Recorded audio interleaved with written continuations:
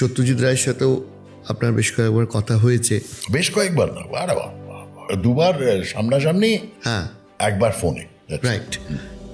আপনি এই মানুষটাকে নিয়ে একটু বলুন, এই কিছুক্ষণের কনভারসেশনে আপনার কি ও বাবা, এই লোকটার ব্যাপারে সে একটা সাংঘাতিক লোক। আমি বলছি না, তার ছবি, তার আঁকা, তার সঙ্গীত, তার কথা বলার ধরন সবগুলো আমাকে ভীষণভাবে আকৃষ্ট করত।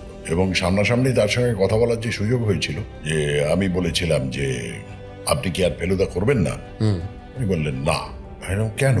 বললেন যে লালমোহন বাবু নেই, লালমোহন বাবু ছাড়া ফেলুদার ছবি হয় না, কারণ সারাক্ষণ ফেলু আর তোপসে আলোচনা করে যাচ্ছে গম্ভীরভাবে, সেটা দর্শকের ভালো লাগবে না, একটা রিলিফ থাকা উচিত। লালমোহন বাবু হচ্ছে সেই রিলিফ।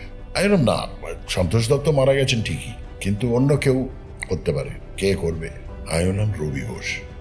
রবি ধর, ওই চরিত্রের জন্য রবি নয়। আমি বললাম আচ্ছা ঠিক আছে। না, মানে যদি ফেলু চেঞ্জ করেন তাহলে লালমোহন বাবুও চেঞ্জ হতে পারে। বলেন ফেলু চেঞ্জ করবো মানে? না, মানে আমার ইচ্ছে ছিল আমার করার।